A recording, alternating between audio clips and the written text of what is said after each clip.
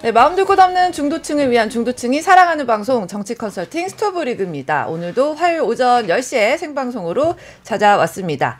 네, 저는 대표 마중이 SBS 정유미 기자고요. 오늘도 저희 스토브리그 게스트와 함께 시작을 하겠습니다. 이분은 삼라만상에 대해 다 얘기가 가능하신 분이니까 네, 개혁신당 이준석 의원 오셨습니다. 안녕하세요. 네, 안녕하세요.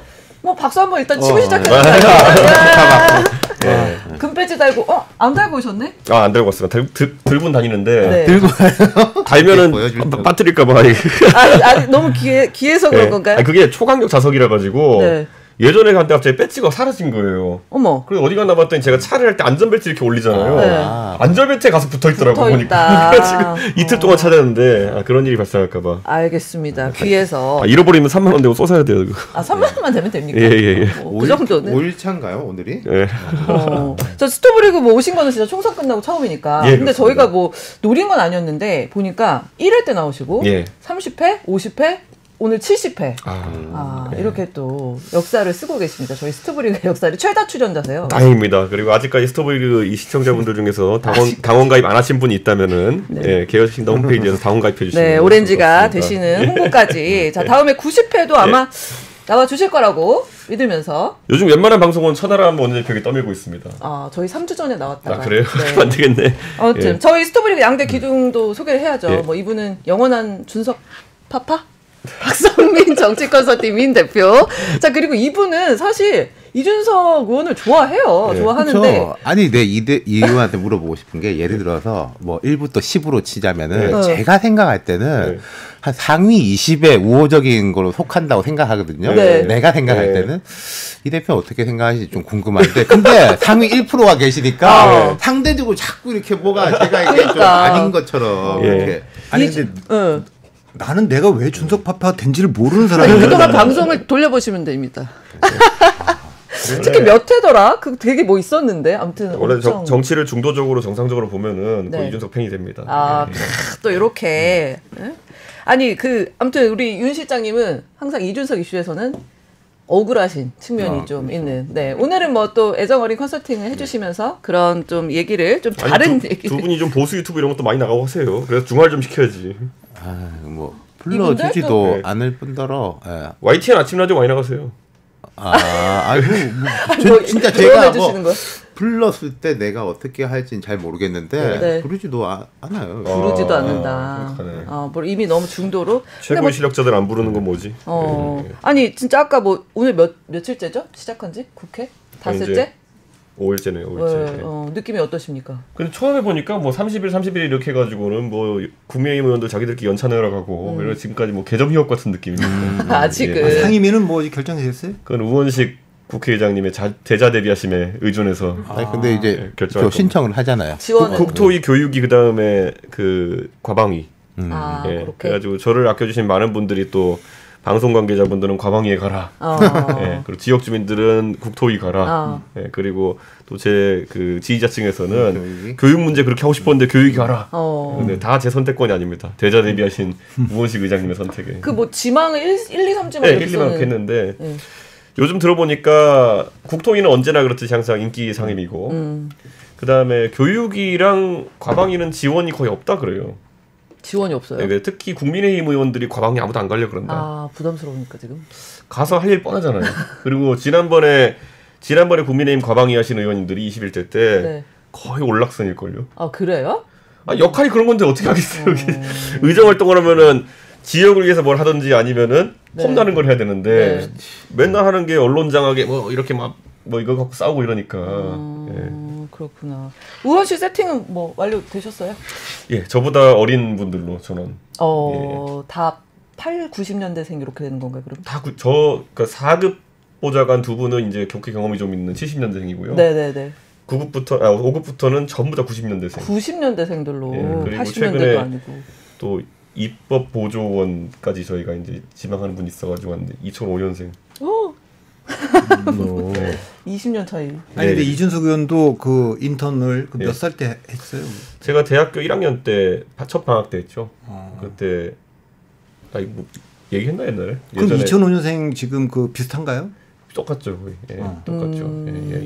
근데 정치하다 보면은 조금이라도 젊을 때 정치 환상을 깨는 게 중요합니다. 빨리 나는 게 낫다. 요즘 초선 의원님들 많이 뵙잖아요, 제가. 네. 저도 초선이지만은 진짜 국회의원 회관에 처음 들어가보신 분도 계시더라고요. 어머. 뭐 그게 뭐 좋고 나쁘고 이런 문제가 아니라 그럴 수 있죠. 되게 환상을 갖고 많이 질문하시는 분도 있어요. 막 여기 진짜 다 공짜인가요부터 시작해가지고. 올 인클루시브? 예. 의원회관 530호? 예. 이웃들 소개 좀 해주세요. 옆방에 이제 윤상현 의원이고, 옆방에 529호. 네. 그리고 뭐 저희 생쇼하시는 윤상현 의원 옆에 계십니까? 네. 저랑 워낙 친하니까요. 그러니까 생쇼 같은 얘기가 하는 거죠. 사실 윤상현 의원 이번 전당대회 도전하시는데 네. 언론이 그렇게 주목을 많이 하지 않아가지고 제가 또 이렇게 탁 때리면 많이 주목하지 않을까 생각했습니다. 오히려. 근데 솔직히 띄워주기. 윤상현 의원이 정말 수도권에서 계속 당선되는 엄청 능력자임에도 불구하고 정책 메시지나 이런 것들은 많이 부각이 안 됐거든요. 그래서 이번 기회에 좀 많이 그런 게 확대가 됐으면 좋겠습니다. 또 앞방이나 뭐 옆방 또 누구 계세요? 앞방은 이제 다 저희 중앙 홀 같은 데가 있고요. 네네. 그리고 옆방은 화장실이고요.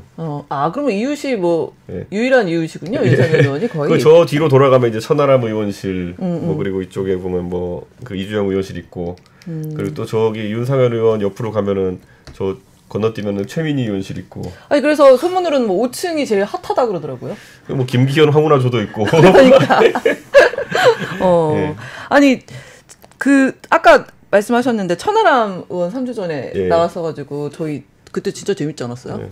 저희 맨날 이준석 의원만 오셨다가 천하람 의원이 이준석 골 나고 싶었는데 못 나서 그렇게 억울해하더라고요. 아 그래요?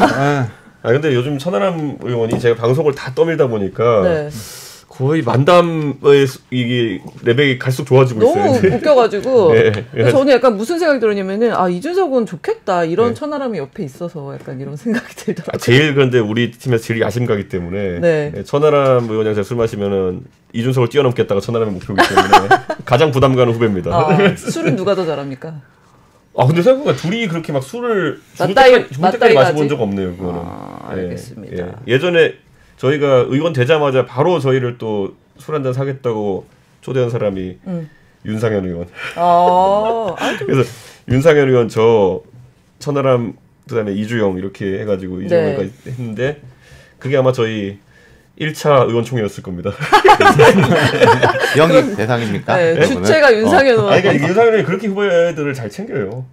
그래가지고 하는데 이주영 의원도 다크호스인 것 같은 게 원래 의사분들은 술을 잘 드신다는 속설이 있는데. 그렇죠, 보통. 이주영 의원이 뭐 끝까지 마시진 않았지만 저희가 잘 드시더라고요. 세 분의 또 이렇게 다음에 오실 때는 누가 더 잘 마시는지도 알려주시면.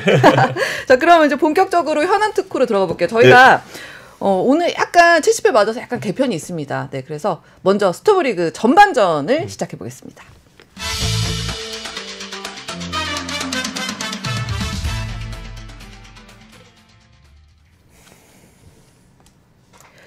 이 얘기부터 해야 될 것 같아요. 어제 윤 대통령이 국정 브리핑이 있었습니다. 네, 그 영상부터 먼저 보고 오실게요. 지금부터 대통령의 첫 번째 국정 브리핑이 있겠습니다. 존경하는 국민 여러분, 포항 영일만 앞바다에서 막대한 양의 석유와 가스가 매장돼 있을 가능성이 높다는 물리탐사 결과가 나왔습니다. 최대 140억 배럴에 달하는 석유와 가스가 매장되어 있을 가능성이 매우 높다는 결과가 나왔고, 저는 오늘 동해 심해 석유 가스전에 대한 탐사 시추 계획을 승인했습니다. 국민 여러분께서는 차분하게 시추 결과를 지켜봐 주시면 좋겠습니다.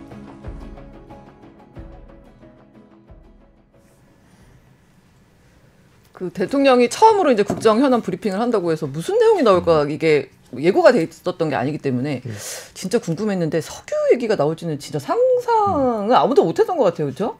근데 저희가 지금 영상 보면서 무슨 뭐 이렇게 개그 프로를 보는 것처럼 웃으셔가지고. 이게 그러니까 제가 예전에 어떤 경험이 있냐면요, 그 민주당에 저랑 친한 청년 정치인이 결혼한다 해가지고 결혼식 간 거예요. 근데 전용기 의원님. 아니요, 의원 아닙니다. 근데 하는데 결혼식 갔는데 사진 기사분이 이제 딱 선데 다들 얼어 있는 거예요. 그래서 근데 그 민주당 그 사람들 앉아 갑자기 하나 둘 셋 한 다음에 사진 찍어서 김치 이런 걸 줄 알았거든요. 근데 하나 둘 셋 하는데 이명박 그러는 거예요.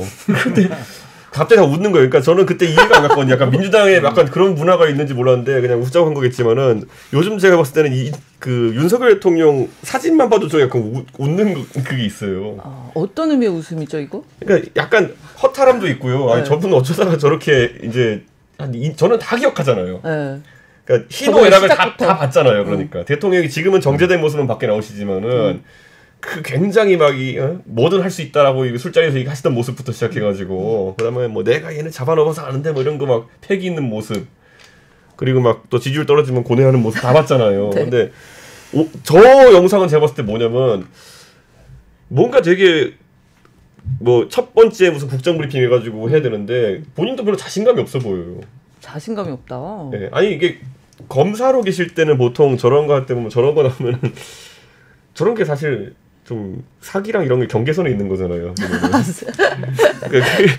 사기일 수도 있다. 아니 그러니까 이게 잘 되면 원래 투기와 투자. 그러니까 비즈니스라는 게 잘 되면은 진짜 대박인 거고 네, 안 되면 이게 뭐 좋은 의도가 있었다 나중에 보면 수사 받기도 하고 이런 건데 대통령이 이걸 사실 가장 안정적으로 가려 그러면은 이거는 그냥 다른 사람이 발표하게 하고 기대감만 가져가야 되는 건데 숟가락 얹었어. 이게 대통령이 계속 제가 심각한 게 뭐냐면은.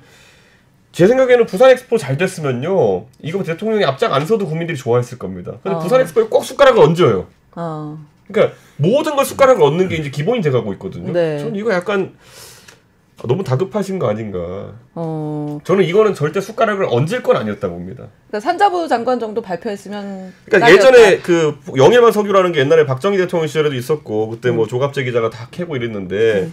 그때 영일반 석유도 대통령이 얹어가지고 막 이렇게 막 기름 떠가지고 놓고 이랬던 이유가 결국엔 그때 70년대에 이제 박정희 정부가 조금 내리막길을 거는 시점에서 다급했기 때문에 그걸 끼얹은 거거든요. 네. 사실 지금 그런 국면인 거죠. 사실 미국에 석유 시추하겠다 가지고 대통령이 뭐 콧방귀나 끼겠습니까? 근데 우리는 지금 이 석유 시추하면은 지금의 우리의 모든 경제적 고통이 한 방에 날아갈 거야라는 그런 만병통치약 비슷한 걸 대통령이 내놓는 거거든요. 위험하다. 두 분도 뭐 동의하시나요? 이런 걸 대통령이 왜 발표를 했을까? 저는 대통령이 발표하지 않았으면 네.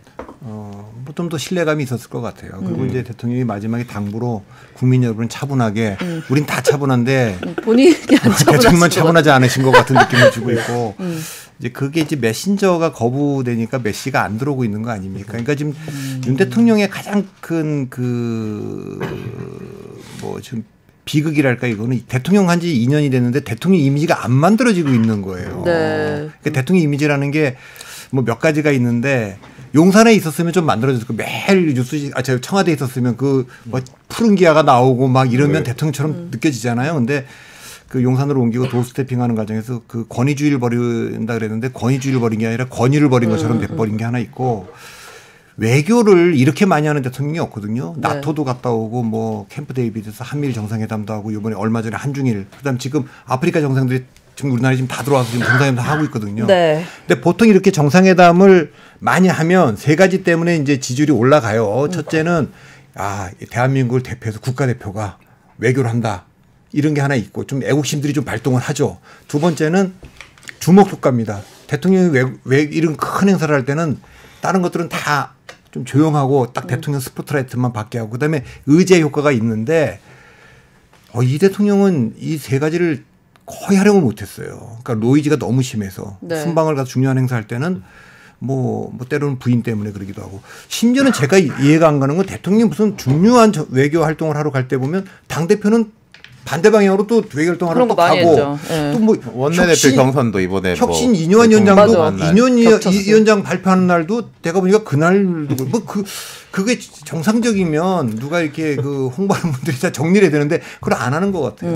그런 이미지가 있죠. 아까 이제 이 의원이 이제 대통령 웃음이 나온다. 네. 실제로 그렇죠. 그게 지금 수치로 보이는 게 지지율이 뭐 갤럽 기준 21%? 저희 그거 준비한 거 있는데 잠깐 보여주실래요? 갤럽 여론조사 지난 금요일에 발표된 거죠. 네, 거기에 대해 가지고 뭐 전문가들이 해설을 뭐 보수층 TK에서 많이 빠졌다 근데 원래 그래요. 낮아지면 왜냐면은 저 21% 지금 자, 저게 최저잖아요. 네. 취임 이후 최저. 어디든지 그런 게 동심원이 이렇게 있으면은 바깥에부터 이제 껍질부터 깎여져 나가는 거지 않습니까? 네. 라이트한 지지층부터 나가는 거잖아요. 네. 그러니까 원래 이제 보수 진영 대통령이니까 진보층 떨어져 나가고 중도층 떨어져 나가고 그다음 보수층 그다음에. 떨어져 나가는 이제 순서인 건데 그런 느낌인 것 같아요. 요즘 진보나 중도층에서는 대통령에 대해서 반대를 넘어서 약간 무관심 내지는 희화가 돼 있고 그다음 보수층에서는 이제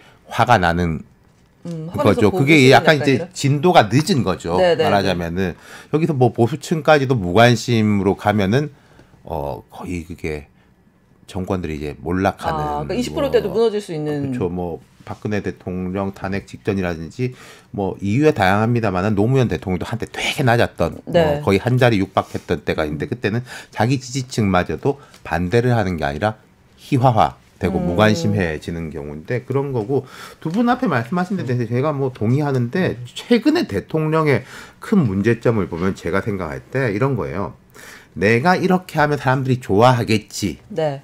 라고 하는 게 사람들하고 온도 차이가 나는 거예요. 제 생각에 이 석유 같은 경우에도 저희 세대 정도면은 석유에 대해서 막 이게 있죠. 어릴 때부터 거의 주입식으로 들었던 게 기름 한 방울 안 난 나라에서 뭐 불 꺼야 된다. 저희 국민학교 다녔으니까 네. 불 꺼야 된다. 기름 한 방울 안 뭐 네. 표 대회 같은 거 이렇게 하는 거 그 어릴 때 그거랑 이제 뭐 사우디 같은 나라는 기름이 펑펑 나가지고 말이야. 뭐 기름을 물 쓰듯 하고 물값이 기름값보다 비싸대. 와 정말? 뭐 이제 그런 대통령이 저보다 연배가 위니까 그런 인식이 있으니까 석유 이야기를 하면은 정말 국민들이 좋아할 거야. 나에 대해서 정치적으로는 반대하는 사람들조차도 이건 국익에 대한 거니까 좋아할 거야. 라고 생각해서 직접 한 것 같아요. 근데 그게 아까 이 의원이 말한 것도 있고 제가 느끼기에도 온도 차이가 있다. 네. 그리고 엊그제 뭐 뒤에 이야기 나오겠지만은 국민의힘 워크숍에서 제가 이제 오늘 욕을 먹더라도 맥주 한 잔씩 돌리겠습니다. 네. 라고 하면은 사람들이 좋아하겠지. 아니 근데 그거는 저는 100번 양보하면 비공개 석상에서 할 수 있다고 생각해요. 근데 그걸 대통령실에서 풀을 하고 그리고 대통령이 이제 어퍼컷을 했지 않습니까? 그 어퍼컷을 한 것도 저는 참 지금 이럴 땐가 싶은데 더 제가 놀랐던 거는 그 밑에 있는 바이라인이었어요. 대통령실 제공. 대통령실 제공. 그러니까 뭐 기자가 이제 우연히 찍었다든지 그게 아니라 대통령실에서 이걸 하면은 내면은 국민들이 보면 좋아할 거야. 네. 라고 생각하는 거. 그게 지금 안 맞아가는 게 제일 큰 문제 아닌가? 조금 더 거슬러 올라가면 대통령이 이제 기자들하고 그 스킨십 하는 만찬, 뭐 김치찌개 저 그것도 할 수 있다고 생각해요. 우리도 했잖아요. 옛날 노무현 대통령, 이명박 대통령 다 했어요. 비공개로. 근데 그거를 보도가 되는 자리에서 뭐 해외 연수 늘려주겠다. 그거를 국민들이 본다라는 인식을 그러니까 역시 또 이준석 의원님 나오니까 우리 동접이 메시지가 전 최악이었다 생각하는 게 김치찌개 이벤트도 저는 보면서 눈을 의심할 수가 없었던 게 김치찌개를 대통령이 끓여가지고 직접 대접한다 정도 뭐 오케이 정성을 보여준다는 걸 수 있는데 정확히 멘트가 뭐였냐면요.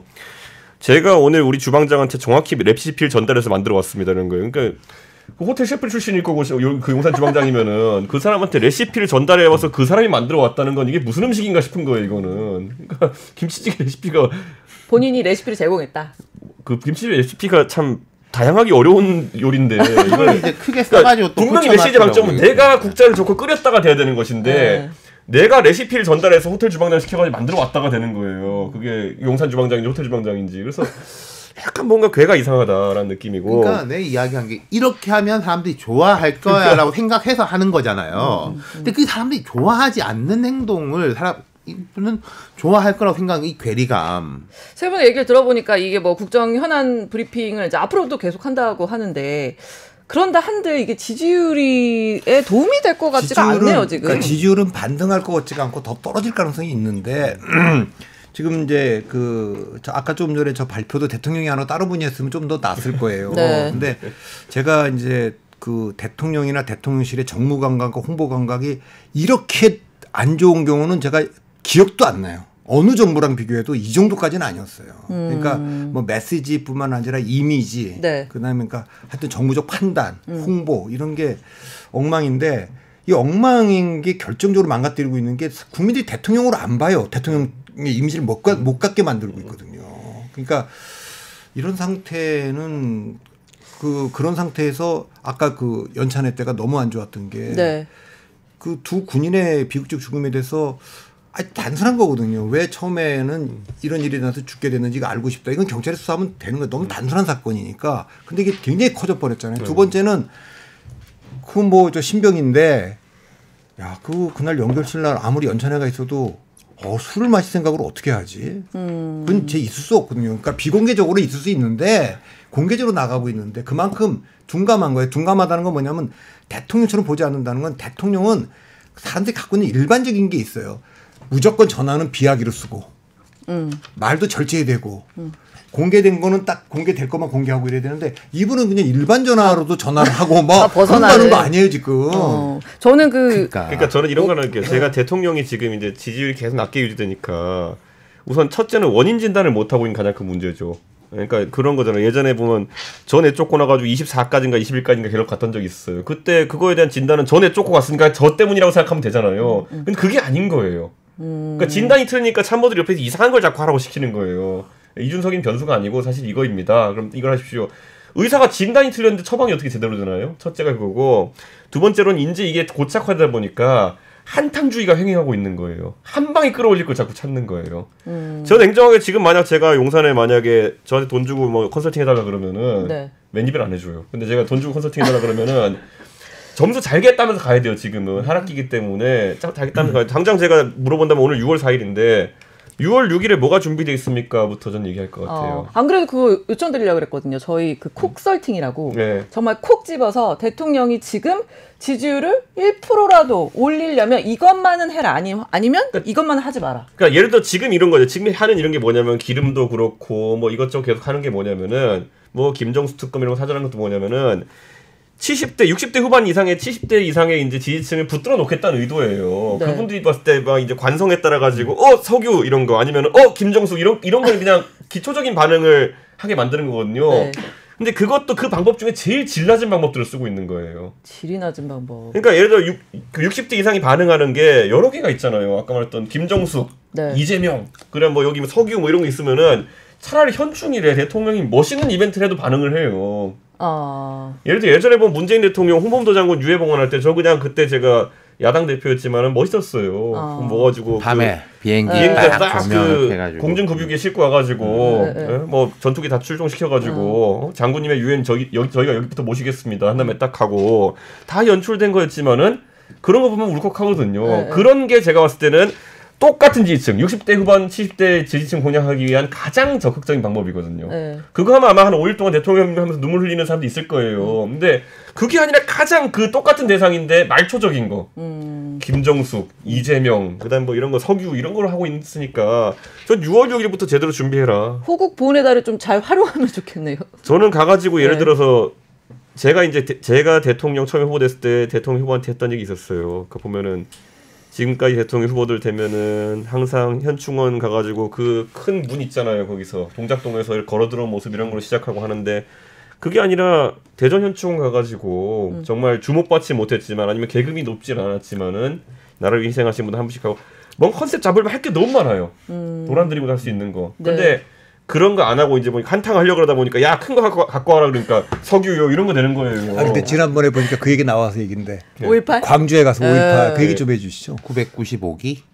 그러니까 그거를 제가 이제 저희 화성에 용주사가 있어요. 그래서 그 앞에 이제 그 용주사의 성효스님 주지스님인데 가가지고 이렇게 인사드리고 하다가 그 늘상 하시는 말씀이면은 이제 이 의원 이제 정치를 좀 이게 굵직굵직하게 해야 되고 사람의 마음 울리는 걸 해야 되고 또 이렇게 해야 되는 데서 이게 다 광주나 이런 데 있어가지고 더 진정성 있는 모습 보여야 된다. 그래서 봤을 때 그래 생각해 보니까 예전에 이제 보면은 제가 5월 어머니회 이런데 광주에 가서 만나뵈면요.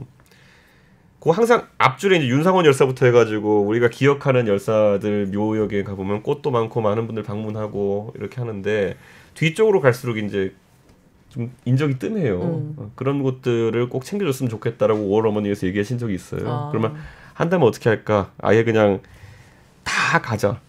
995기 다 가자. 그렇게 하는데 저도 가서 이제 보면서 저도 안 해봤는데 저도 항상 피상적으로 광주 5.18 얘기했잖아요. 근데 가서 이제 우리가 3인 1조니까 절하고 비석 닦고 그다음에 헌화하고 이걸 하는데 저도 비석 닦으면서 비석 내용을 읽어보게 되더라고요. 근데 그게 다 하나하나 사연이 있는 거예요. 그렇죠. 예를 들어 뭐 어떤 분은 여고생인데 헌혈하러 갔다가 헌혈하시고 나오는 길에 돌아가신 분도 있고 네? 거기 헌혈 이제 그 마침 헌혈 더 이상 이제 안 받는다 너무 많이 와서 안 받는다 해도 꼭 억지로 하고 가시다 그렇게 된 것도 있고 가다 보면은 이분은 왜 여기에 묘석이 있지? 네. 근데 뭐 지금 이묘역 가 보면은 그 사실 이분은 호남분도 아니고 근데 예춘호 선생 계시고 뭐 그런 것도 있고. 그러니까 본인이 그 묘역에 가겠다고 해서 묻히신 분들이 있죠. 그 5.18에 대해서 아픔을 같이 느꼈던. 그러니까 이런 게 사실 저한테는 되게 기억에 남는 거기 때문에 되게 의미가 있었다 보고. 근데 그게 몇 시간 걸렸어요? 그게 다 7시간 반이요. 7시간 반. 이주영 의원도 다 하시던가요? 그 이주영 의원이 중간에 약간 이틀 하는 거예요. 네,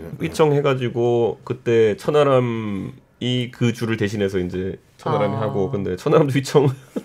그 여파 좀 며칠 갔죠. 하시고 나서. 한 3일 4일 가더라고요. 근데 지난번에 그 선거 때 보니 이번에 그거하고 이제 오버랩되는 장면이 선거 운동 과정에서 뭐 아파트 전 동을 그 동영상 찍어 올리고 뭐 홍보를 다 이렇게 직접 쓰고 그리고 해서 보내고 막 그런 게 화제가 됐는데 그건 뭐 직접 다 생각을 이렇게 하신 거예요? 어떻게 된 거예요? 저는 웬만한 캠페인은 제가 다 기획을 하는데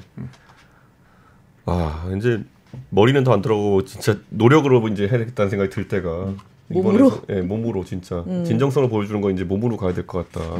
이준석이 말하고 뭐 이렇게 해가지고 하는 거로는 더 이상 이제 사람들이 신기하게 안 보시더라고요. 네. 아니 그러니까 뭐 선거에서 이기려면 우리가 그런 얘기를 많이 하는데 압도적 새로움을 보여줘야 된다. 그리고 캠페인을 캠페인해야 된다.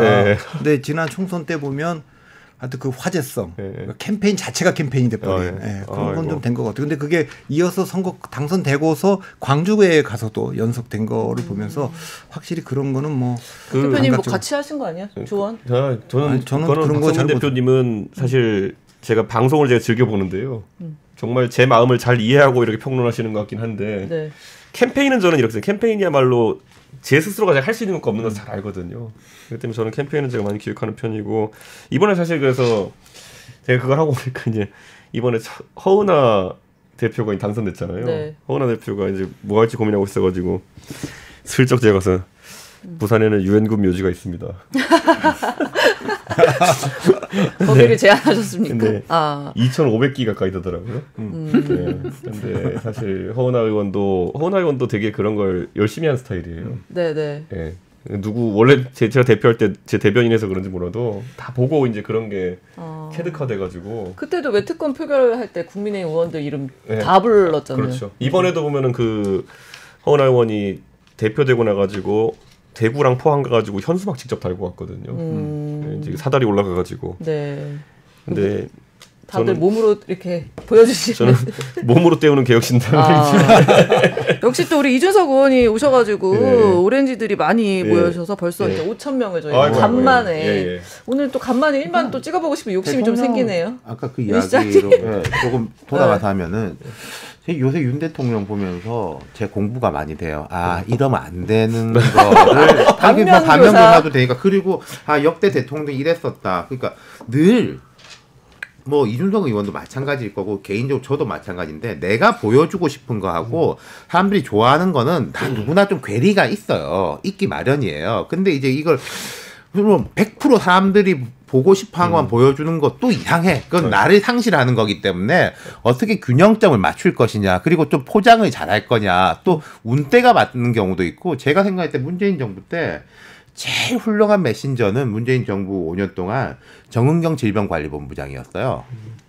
코로나 때. 그리고 그때 제가 알기로는 코로나 처음 되게 안 좋았잖아요. 그리고 뭐 어떻게 될지 모르고 상황이 안 좋으니까 정은경이 나선 거야. 복지부 장관도 안 나갈라 그러고. 근데 정은경에서 분위기 좋다 싶으니까 그때부터는 장관도 나오고 뭐 대통령 나오면서 그때부터 트기 시작한 거예요. 근데 이제 운이 좋았던 거지. 정은경의 사람이 이렇게 딱 맞춰가지고 하고.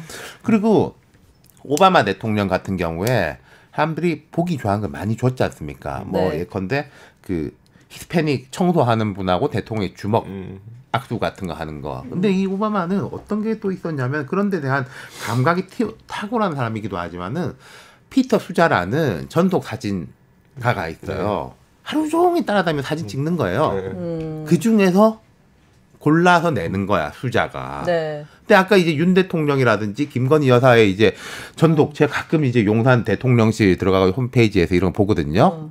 사진을 좀 봐요. 그 사진 제가 보는 이유는 대통령하고 김건희 여사가 오늘 무슨 일을 했다라는 것도 있겠지만은 이분들이 뭘 보여주고 싶어 하는가를 보고 싶어서 보는데, 제가 볼 때는 표 떨어지는 사진들이 너무 많아. 그러니까 아까 말씀드린 대통령이 뭐 내가 어퍼컷 하면 국민들이 좋아하겠지? 그런 거라는 거죠. 올 초에 사진사가 바뀌었습니다. 그래요? 용산 전석이요? 예, 왜냐면 바뀌시기 전에 분이 제가 추천한 분이거든요. 예전에 후보 때부터 같이 하셨던 분이요? 제가 예전에 아크로비스타 가지고 대통령한테 이제 처음 만난 날이었는데 당신 사진 진짜 못 찍는다라고 생각했거든요.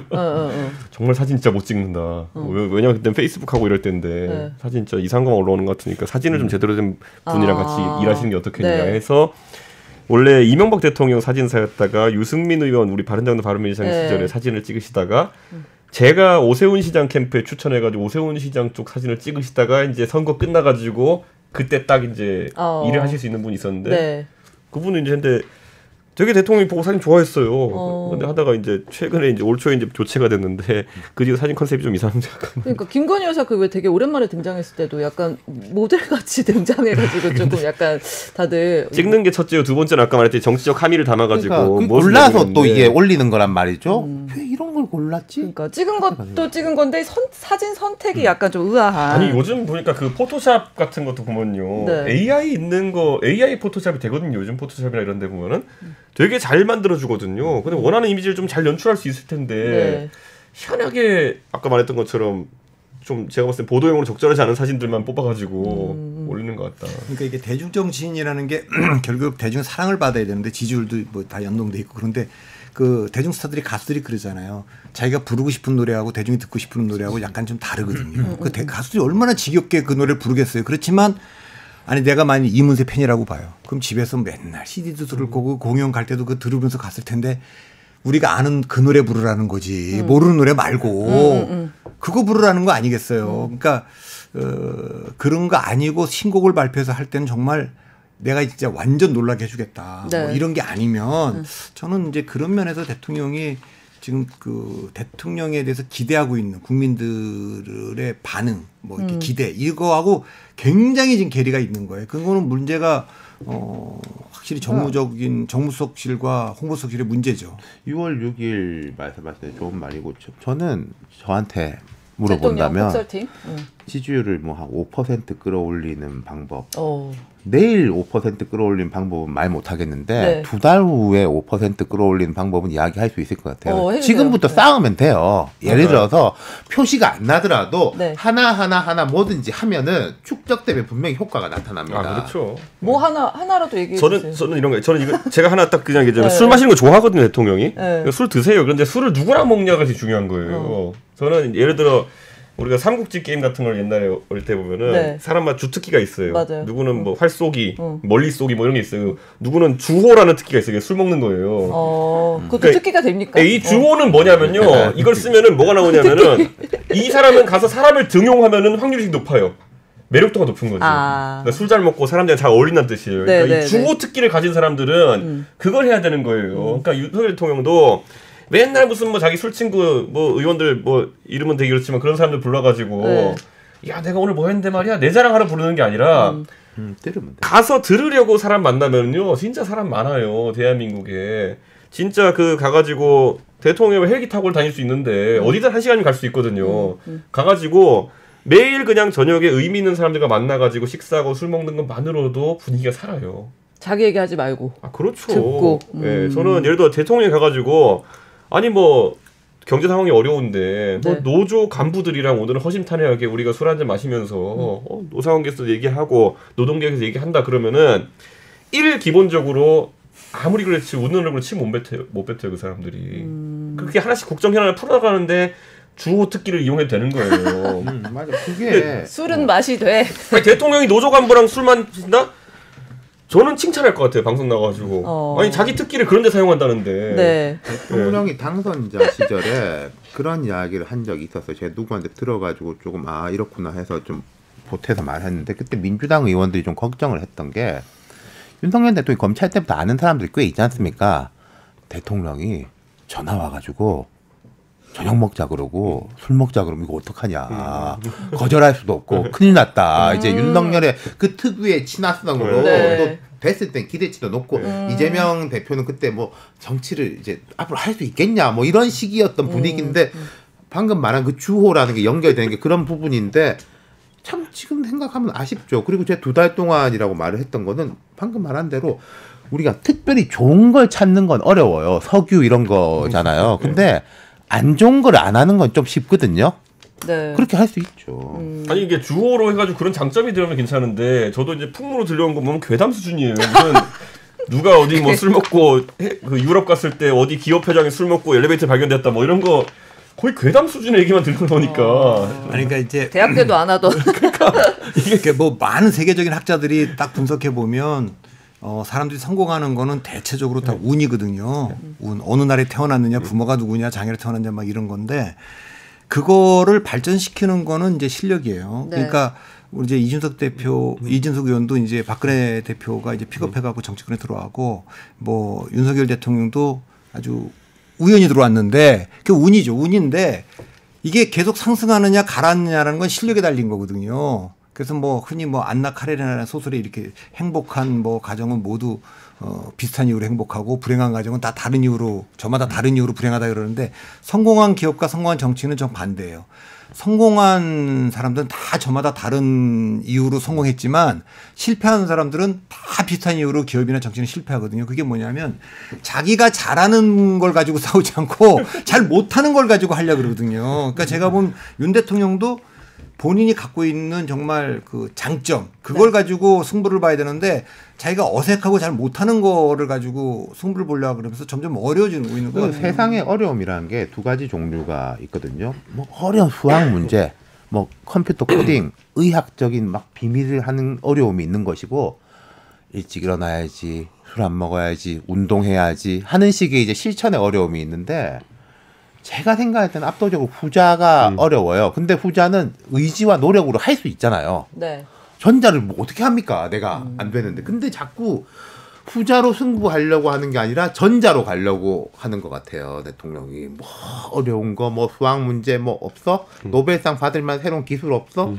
뭐 반도체 갑자기 그건 하기도 어렵고 실패할 수도 있는데 후자는 힘들지만 내가 하면 되는 거니까. 그러니까 한 방에 발견을 하니까 이번에 총선 끝나고도 야 이거 나 탄핵당하는 거 아니야? 어떻게 그럼 야 이재명이랑 만나자 이렇게 되는 거예요.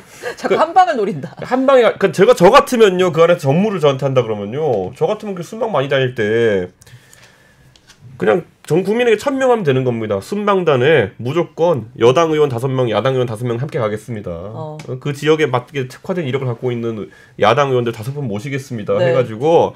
가가지고 거기서 해외가 주호를 베푸는 거예요. 그러니까 그랬으면요 지금 전국이 이렇게 안 돌아갑니다. 예 그리고 해외 특사 같은 거 솔직히 누가 가는지 무슨 의미가 있습니까? 이번에 어떤 분이 그 엘살바도르 특사 가셨던데 엘살바도르 가실 때도 보면은 특사는 여당 의원이 하더라 특사단은 풍성하게 꾸리고 그거를 대통령께서 뭐 전용기를 내실 정도까지는 아니지만은 뭐 여러 가지 의전이나 이런 거 특혜 베푸시고 하면은 저는 그거는.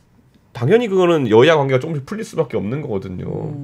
근데 그런 거를 안 쓰시고 주호를 엉뚱한 데 쓰시니까 지금 이렇게 된 겁니다. 주호를 좀 제대로 쓰셔라. 저희 뭐 전반전에 어떤 현안 토크들 좀 해봤고요. 저희 우리도 술 먹는 얘기밖에 안 했는데 오신 김에 그러니까 계속 저녁에 한잔 해야 될 것 같은데 저희가 좀 이준석 의원 오셨을 때 아무래도 또 저희 동지업자도 많고 그래갖고 새로운 거를 오늘 한번 시도를 해보려고 합니다. 네, 저희 스토브리그 후반전으로 시작해 보겠습니다.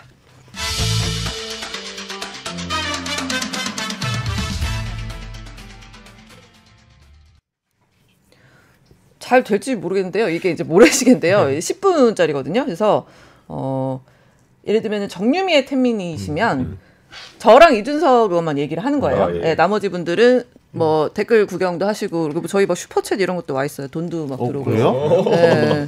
이거 어떻게 우리 좀 나눠가질 수 우리가 없나? 돼요? 네? 되네요. 받아본 적이 없으니까 되는지도 몰라.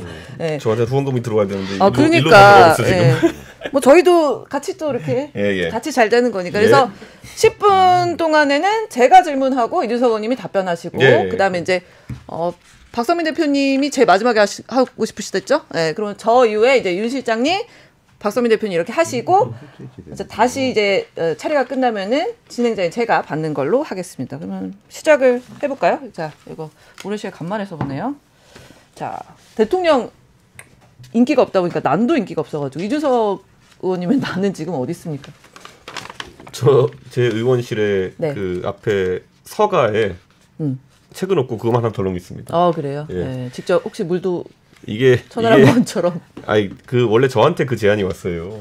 물 주라고? 그러니까 어떻게 하십니까? 조국혁신당이 하도 그러니까 저한테 언론이 전화 오셔가지고 당신 어떻게 했냐 그래서 저는 그 물도 주고 제가 이렇게 그 이파리도 하나씩 닦아가지고 하겠다.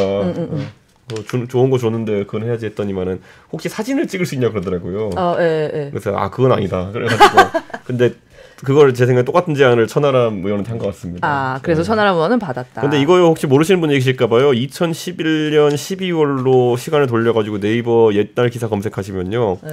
이준석이 그때 비대위원 되고 나서 이명박 대통령이 난을 보내주시자마자 난을 치워버리라고 했다가 원조입니다. 그때 치웠어요? 치워버리라고 했죠 지금. 그때 저는 이명박 대통령이 그때 뭐 제가 박근혜 비대위원장의 초대로 이제 비대위 들어왔는데 이명박 대통령 그때 젊은 사람들이 너무 싫어했거든요. 아니 그러면 조국혁신당이 지금 뭐 일부 의원들이 나는 버리고 이런 거를 약간 이해하시는? 그럴 수 있습니다. 근데 뭐 저도 정치 시작한 지 3일째 되던 날 그런 마음으로 이제 했는데 좀 저도 이제 해보니까 굳이 막 난까지 치울 정도가 있나? 굳이 오히려 나는 잘 키우고 욕은 하고 이렇게 해야 되는 거 아니냐? 욕할 건 욕하더라도. 아까 이제 앞서서 윤석열 의원이랑 저는 약간 요새 약간 멀어지셨나 했는데 그게 아니었어요. 이 생쇼라는 말을 하셔가지고 저는 약간 이제 그랬는데 생쇼라는 주장은 어쨌든 특검으로 할 필요가 없다. 이제 요게 이제 핵심인 거죠. 탈 필요 없다 이전에 이거는 애초에 아까 말했듯이 키워드에 반응하는 지지층을 위해 하는 거거든요. 김정숙 이거 이게 뭐 이분들 중에 약간 좀 개념이 잘못 장착되신 분들 김건희 여사 방어하는 수단이 김정숙 공격이다라고 생각하는 분이 있어요. 근데 이미 그거는 논리적으로 말이 안 되는 거고 1등 그러니까 그 기내식 했을 때 뭐 이상하게 보일 수 있는데 뭐 파보면은 또 생각보다 별거 안 나올 겁니다. 그래요? 제가 뭐 확장적으로 얘기하는 게 아니라요.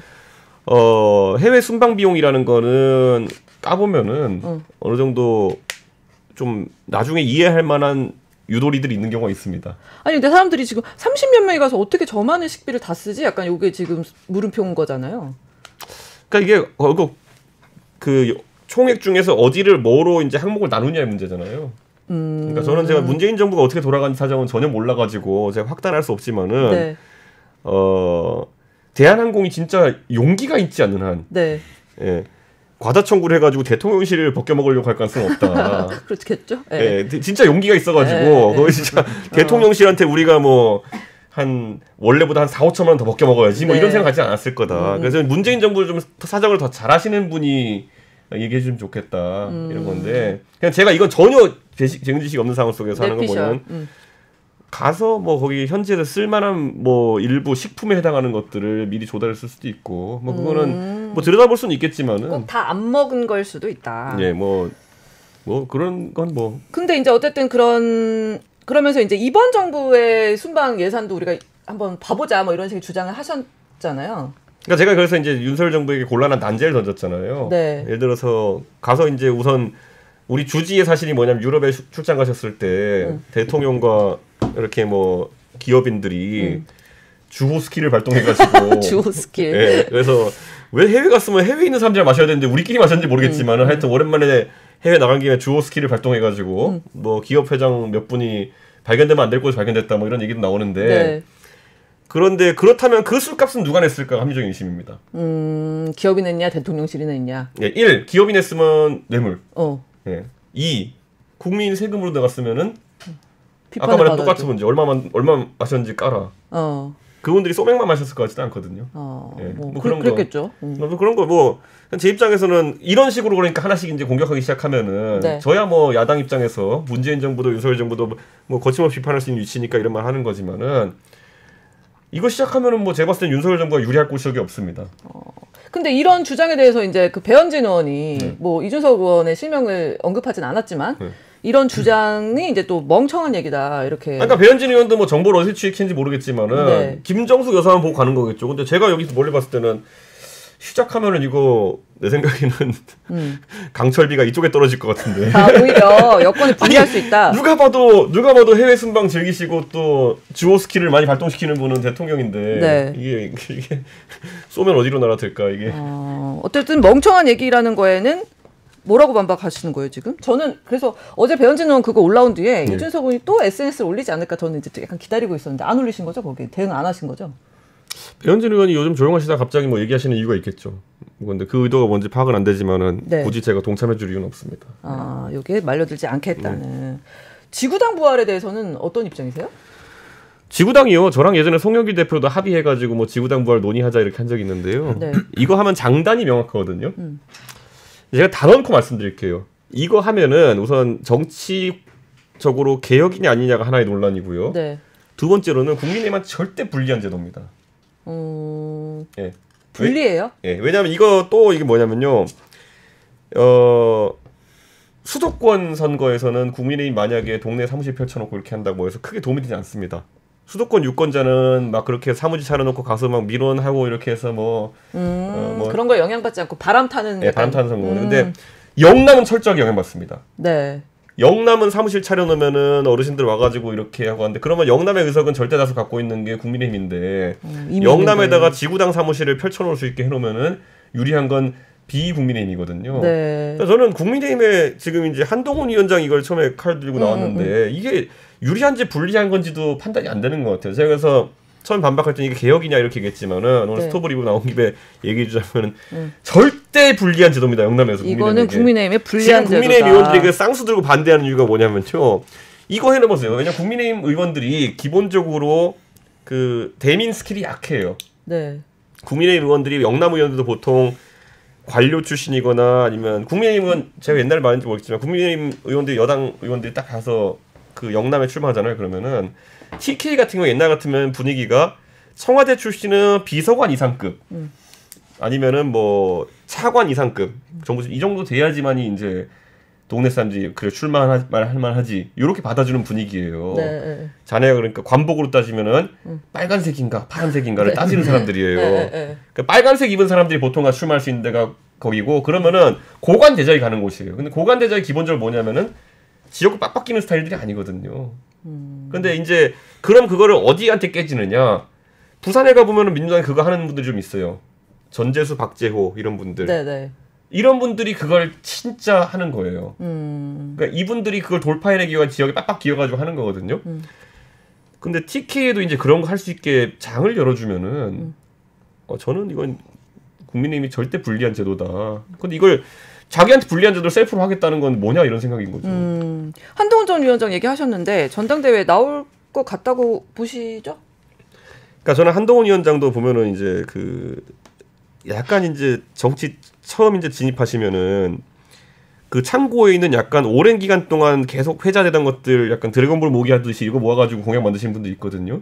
그 하면 혁신위원장 하면 가장 먼저 와가지고 이제 혁신위원장이 할 거 떨어지면 하는 얘기가 무슨 뭐 특권 내려놓기, 뭐 국회의원 특권이 100몇십 가지라다 어디 네이버 블로그 보고 와가지고 거의 다 아닌데 네. 그거 내려놓기 하겠다. 불체포 특권 이거 나오면 혁신이 끝이에요. 정치개혁 아젠다 나와서 지구당 부활 나오면 이건 뭐 논의할 수 있는데 이게 첫 번째로 나온다는 거는 진짜 아이템 없는 거예요. 볼 것도 없다. 그냥 네이버 검색해봤더니 나와가지고 이거로 이제 하는 거거든요. 저는 한동훈 위원장이 왜 이걸 했을까 약간 저는 의문이긴 합니다. 예. 나올 가능성에 대해서는? 이대로 나오면은 굉장히 그냥 저는 황교안 2 되는 거죠. 황교안 2가 된다. 뭐 당선이야 되겠지만. 그러니까 황교안 2라는 건 제가 이제 2년 전에 한동훈 위원장이 정치할까 말까 이렇게 얘기 나올 때부터 저는 한동훈 위원장이 놀랍게도 황교안 2가 될 가능성이 높다라고 얘기했거든요. 그때부터. 왜냐하면 모든 스펙이 동일해요. 예. 서울대랑 성대라는 것만 차이 나고 네. 검사 출신의 상대적으로 젊은 법무부 장관. 황교안 대표도 50대 때 법무부 장관 하셨거든요. 그리고 가서 정권에 이제 어쨌든 핵심으로 성장해가지고 당 대표로 나중에 나온다는 얘기죠. 결말도 비슷해 선거 지고. 네. 네. 근데 지금 이제 그러면 여기서 당 대표 도전한다. 해서 이제 선거를 그럼 뛰어야 되는데. 그러니까 지금 이렇게 되면 수순이 어떻게 되냐면요. 당 대표가 돼도 내년 4월이나 이럴 때 보궐이 생기면은 수도권에 무조건 출마할 수밖에 없는 상황이거든요. 그런데 이 윤석열 정부 이런 상황 속에서 당 대표가 나가가지고 수도권에서 보궐선거 나가서 이긴다? 불가능. 그럼 지면 어떻게 했냐? 그것도 앙신. 네. 뭐 희한한 쪽으로 가는 거예요, 이제 길이. 그러니까 저는 걱정이다. 네. 뭐 어쨌든 안 나오시는 게 낫겠다는 정도로. 나와도 되는데 컨셉이 좀 달라야 된다. 아. 그래서 이거는 역시나 입금이 되면 컨설팅. 입금. 맨입에 해주니까 좀 전달. 맨입에 하니까 사람들이 진지하게 안 받아들여요. 예, 맨입에 하니까. 맞아요. 맨입에 하면은 돈을 내야지 제대로 하는 거니까. 맞아요. 밥이라도 얻어먹고 제가 이거를. 자, 이제 말씀하시는 시간 동안에 이제 제 시간이 끝나가지고 넘겨드릴게요. 이거 알아서 뒤집어 주세요. 윤 시장님 타임. 내가 뒤집어 줄게요. 그러면 되구나. 가운데 두면 돼. 근데 이게 해보니까 1번이 유리할 것 같네, 확실히. 왜? 나 마음을 준비하고 있던데 내가 다 했어요? 아니, 뭐 별 준비는 없던데. 그러게. 나도 물어볼 걸. 막 이런 생각이 자, 이제 시작할게요. 윤 시장님. 자, 윤태곤의 10미닛. 근데 이제 아까 뭐 제 질문도 있지만은 뭐 추가로 말하고 싶은 게 이런 거는 있어요. 그 지구당이 하면은 국민의힘이 좀 분리할 수 있겠다. 이 의원 말씀 들어보니까 뭐 그렇기도 한 것 같은데, 근데 제가 생각할 때 지금 국민의힘은 우리가 국민의힘 걱정할 자리는 아니지만은 근데 또 앞으로 세상 일이 어떻게 될지 모르니까. 근데 분리해도 해야 되는 거 아닌가? 그런 식으로 지금 국민의힘의 의원들이 아까 말한 대로 스킨십 안 좋고 특히 PK 지역에서는 박재호나 전재수나 이제 이런 분한테 깨지고 거꾸로 오는 분이 이제 조경태 의원인데, 근데 이거 이 지구당을 꼭 하자 말자가 아니라 지금까지 국민의힘에 많은 문제가 그랬던 것 같아요. 이게 우리가 분리하니까 안 싸워야 돼. 뭐 계속 하던 대로 할 수 있는 제도로서 하니까 그게 문제였고, 이 의원은 그걸 좀 이렇게 바꿔보려고 하다가 성공한 것도 있고 이제 실패한 것도 있어서 이제 나오셨다, 그런 생각이 좀 들긴 하네요. 그 다음에 이제 질문은 홍준표 총리론 아직도 그렇게 생각하십니까? 저는 그러니까 정권 이양 아닌 정권 이양 느낌을 내는 정도의 파격적인 상황이 아니면은 국민들이 새로운 그 챕터로 받아들이지 않을 거다라는 생각합니다. 무슨 말이냐면은 우리가 보수에서 이명박에서 박근혜로는 선거를 통해서 물론 교체됐지만은 둘은 다른 사람이야라는 인식이 있었잖아요. 그러니까 윤석열 대통령의 지금 가장 문제는 본인은 정말 자존심 상하고 그런 문제겠지만은 윤석열 정치에서 다른 거로 전환한다는 느낌을 주지 않는 한 여권 내에서 그렇게 하지 않은 정권 교체가 거의 확실시된다. 본인이 그립을 가져가려 하는 이상 내가 바뀌어가지고 뭔가 업그레이드 하겠다라는 걸 약간 국민들이 안 받아들여요. 지금 약간 그냥 웃긴 단계가 이제 돼버렸다는 게, 제가 전혀 대통령 조롱하고 싶은 의도는 없지만은 그 어느 정도 파격이 있어야 되는데 저는 쉽지 않다고 봅니다. 네, 이제 이건 제 개인적 느낌일 수도 있는데 이 의원 없을 때 이 의원하고 윤 대통령 비교하면 그런 말 한 적이 있거든요. 이준석에 대해서는 내가 동의하지 않는 지점도 상당히 있는데 예. 납득하지 않는 건 거의 없다. 근데 윤 대통령이 하는 걸 보면 요즘은 동의 여부를 떠나서 왜 저러지 싶을 때가 꽤 많다. 요즘 제가 홍 시장님을 보면 조금 그럴 때가 있어요. 이게 동의 여부를 떠나가지고 저런 말을 도대체 왜 하는 걸까? 라고 해서 그게 윤 대통령하고 이제 차별성이랄까 그런 챕터에 적절한 인물인지 제가 이제 그런 식으로 윤 대통령이 바뀌어야 된다라는 거는 납득하고 뭐 어느 정도 동의하는데 그게 홍준표일까? 는 싶단 말이죠. 뭐 각시를 지키려면은 뭐 하이에나한테 주면 안 된다라든지 그런 이제 언급을 하시고 그런 생각을 갖고 있는데 그런 적합한 인물일까? 이렇게 말씀드릴게요. 그 지금 국민의힘에 있어서 여러 가지 진짜 완벽한 사람이 나타나면 좋겠다 하지만은 지금 한동훈 뭐 그 외에 거론되는 다른 사람들 다 봤을 때 가장 격정적인 문제는 메시지력이 없는 사람이에요. 예. 메시지가 지금 좋고 나쁨의 문제가 아니라 사안에 대해 메시지 내용을 두려워하거나 두 번째로는 그냥 언론 기사 쓸 수 없는 내용만 얘기하거나 이 두 가지거든요. 근데 홍준표 시장이 최근에 한 말 중에 뭐 뭐 와이프를 지키려면 이렇게 해야 된다 이런 것들은 저도 제가 동의하지는 않아요. 그건 적어도 이런 게 있잖아요. 최상병권에서 저랑 홍준표 시장 완전 그게 다릅니다 생각이. 그건 적어도 말을 하잖아요. 제가 그런데 한동훈 위원장한테 이번에 한번 비판했던 게 뭐냐면은 직구 문제는 나와서 신나게 얘기해놓고는 최상병 특검은 왜 법률가가 오히려 이 문제는 말이 없냐. 이거는 제가 그냥 말하자면 비겁함이거든요. 비겁함으로 세상을 바꿀 수는 없다. 그래서 홍준표 시장은 사실 뭐 이런 거예요. 주식 투자하는 사람이 60% 확률로 오르는 거 맞추잖아요. 그럼 워렌 버핏입니다. 예. 한 30년 가까이 그렇게 투자하면요. 워렌 버핏이에요.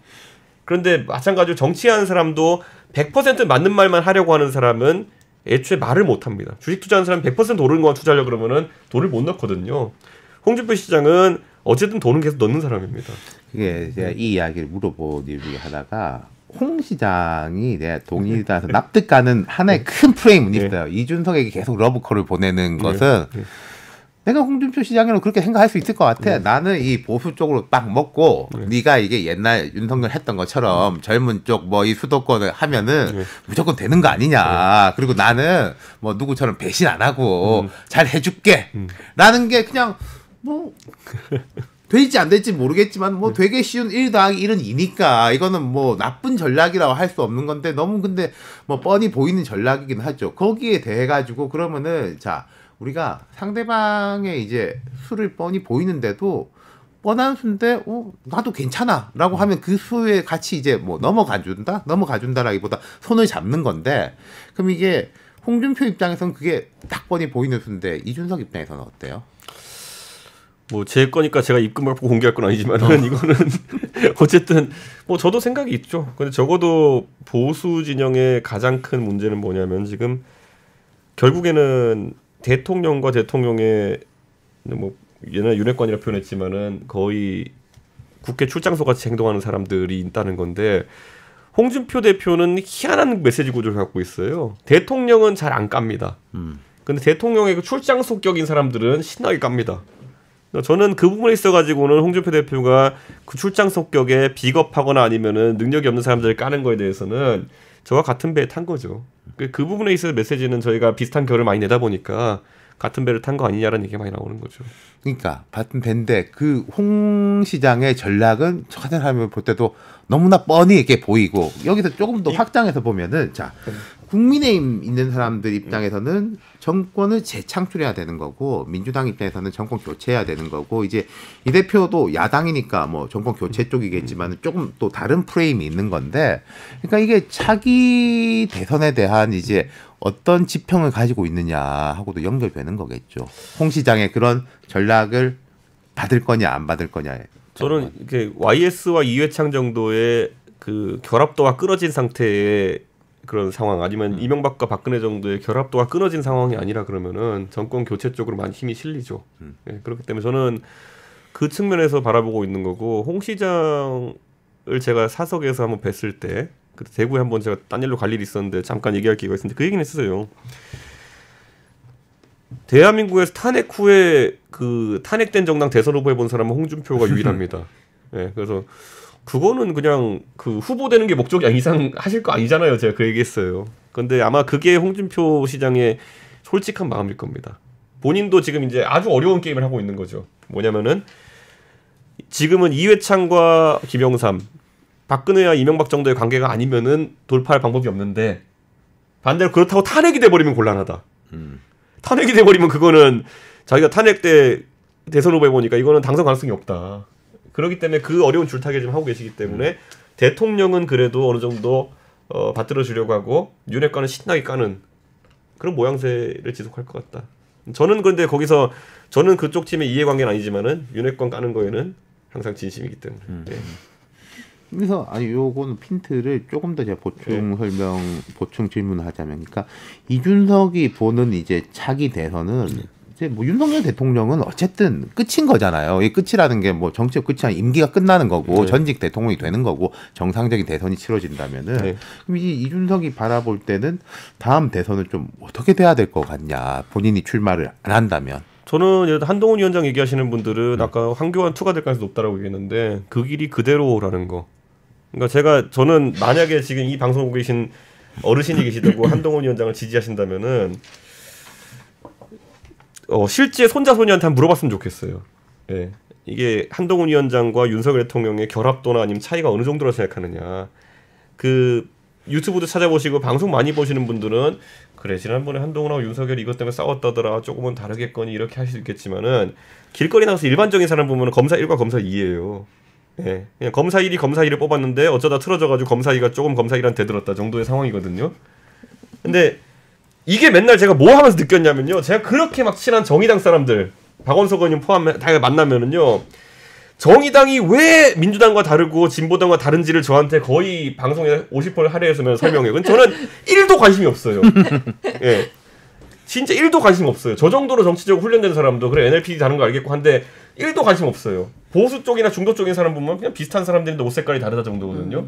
초록은 동색이다 이런 건데 저는 그 함정에 그대로 빠질 가능성이 있어요. 한동훈과 윤석열이 다르다를 그렇게 지금 명쾌하게 설명하기 쉽지 않기 때문에 윤석열 대통령이 석유가 나오지 않는 한 무조건 이제 저는 정권 교체의 바람 속에 들어갈 텐데 거의 불가능하다. 시간이 얼마 안 남았네. 근데 얘가 내 질문이 이제 명쾌하지 못했던 것 같은데 조금 더 명료하게 물어보면 이런 거예요.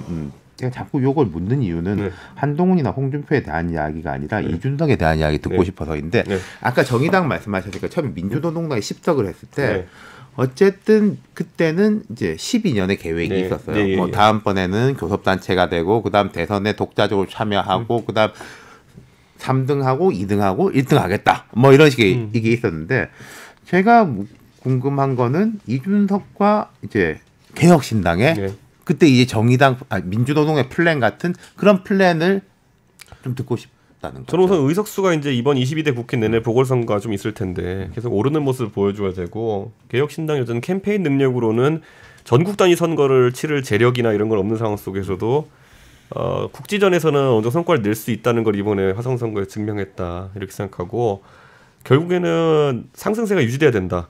예. 그래서 그 부분이 하나의 선거적인 측면의 얘기고요. 두 번째로는 지향점을 잘 설정해야 된다. 보수 정당으로 국한될 것이냐에서 저는 그걸 탈피할 필요성이 있다. 보수적 자유주의 정도의 내용으로 이제 갈 필요가 있지 않느냐라는 생각을 하는 상황이고 이번에 영국 지방선거를 보니까 드디어 이제 영국 보수당이 브렉시트 이후로 내려앉다가 단조 감소를 계속 가다가 지방선거에서 괴멸적 타격을 입고 3당으로 밀려난 위치에 이제 처해 있거든요. 저는 국민의힘도 지금 지난 대선 지선 이후에 그 나락세가 계속 가다 보면은 한번 그 전환점이 올 것이다. 왜냐 자각 증상이 없거든요 여기는. 그래서 저는 그거를 지금 이제 바라보면서 준비해야 되고 그럼 아까 민노당의 12년 계획처럼 저는 지방선거가 한번 저에게 전환점이 될 거고 3인 4인 선거구 기초연 선거구에서 우선 좀 돌풍을 만들어낼 필요성이 있다. 그런 생각을 합니다. 그리고 그 직후에 이제 대선인데 저는 대선은 개혁신당이 사실 쉽지 않은 선거다. 돌파하기 쉽지 않은 선거다. 이렇게 생각해서 진짜 고민입니다. 그거는. 제가 뭐 요 말씀드린 건 궁금한 것도 있고 조금 조언을 이제 털어가지고 그 민노당이 12년 해가지고 결과적으로 잘 안 됐죠. 근데 한 4년 5년은 그 계획대로 가지더라고요. 또 결과적으로 안 되더라도 있는 거하고 없는 거하고는 아주 다르니까 좀 세우셨으면 좋겠다. 알겠습니다. 이게 리액션을 약간 괜히 참게 되네요. 근데 저는 약간 걱정인 게 그때 민노당의 성장이라고 하는 건요. 이명박 정부가 명쾌적으로 신자유주의 노선을 타면서 정책적으로 대립할 수 있는 부분이 있었어요. 그래서 그때 신자유주의 노선을 대립해가지고 노회찬 의원 같은 사람들이 사실상 선명한 메시지를 내면서 이제 극복해내는 거거든요. 근데 윤석열 정부가 철학적으로 투철한 것도 아니고 도대체 뭘 갖고 반대해야 되는지 모르겠는 게 그냥 웃겨요. 그냥 이제 뭐 나오는 게 보면 석유 이런 거는 뭐 어떻게 할 수가 없잖아요. 그러니까 그냥 이게 개혁신당도 약간 당황스러운 게 뭐 철학적으로 우리랑 노선의 대립이 강해가지고 그러면은 이미 멋진 각이 나오는데 이게 좀 약간 뭐 특검 반대 뭐 이런 거잖아요. 해보면은 좀 약간 의아합니다. 알겠습니다. 자 그럼 마지막으로 우리 준석파파 차례 박성민의 텐민이 시작할게요. 예, 그 10분 저한테 뭘 질문하라고 그러니까 우리 5분씩 나눠갖고 5분은 이제 그 중앙정치에 대한 얘기를 의견을 좀 여쭤보고 그다음에 5분은 이준석 대표에 궁금한 거 좀 물어볼게요. 제가 생각하는 향후 시나리오가 4가지가 있는데 그러니까 지금처럼 대통령 여의도 권력과 용산 권력이 정면 충돌하면서 비토크라시로 지난 2년처럼 앞으로 3년을 그냥 간다. 아무것도 결정 못하고. 이게 1번이고 두 번째는 의석수를 잃은 윤석열 대통령과 사법 리스크, 법원의 시간에 쫓기는 이재명 대표가 어쨌든 앉아서 정책 타협을 이뤄낸다. 이게 두 번째고 세 번째는 대통령 임기 단축과 개헌을 맞바꾸는 시나리오. 네 번째는 탄핵 이렇게 보는데 저는 개인적으로 개헌 이게 이제 그 대한민국에서 제일 좋은 안이다 이렇게 보고 두 번째는 뭐 정책 타협을 하는 거고 세 번째는 뭐 비토크라시고 네 번째는 탄핵이다. 민주당 지지자들은 탄핵이 왜 비토크라시보다 나쁘냐 이렇게 얘기할 수 있지만 전 탄핵이 한 번 더 오면 회복하기 어려울 정도로 우리나라가 갈라질 거라고 보기 때문에 그런데 두 가지 질문 드립니다.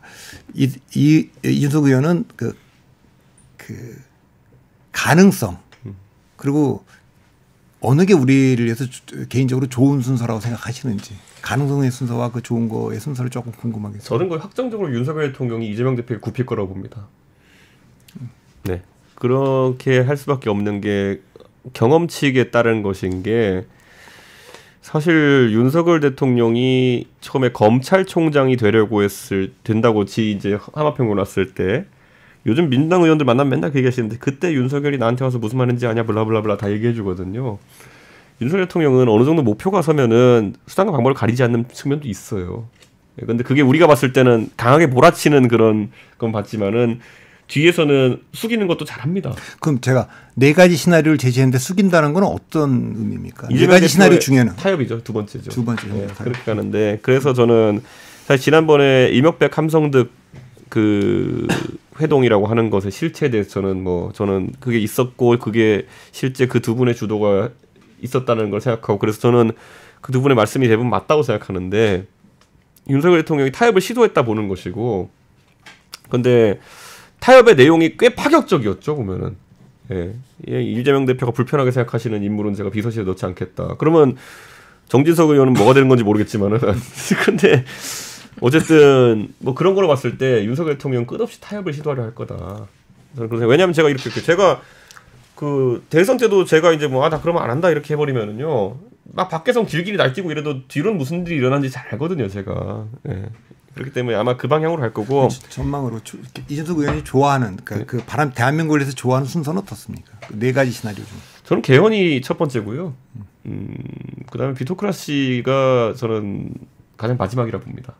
아 그래요? 탄핵이 더 그 위에 있다. 제가 박근혜 대통령의 박근혜 퀴즈라고 하면서 박근혜 대통령의 탄핵에 찬성하게 되는 시점이 언제였냐면 기소장 그때 나오고 나서였거든요. 그 박근혜 대통령이 공범으로 적시되면서 모든 혐의가 나왔던 그 정보가 있는데 저는 탄핵의 기준을 대통령의 절대적인 잘못을 했느냐 이렇게 보지 않고요. 앞으로 통치가 가능한 상태인가 불가능한 상태인가 이걸 보거든요.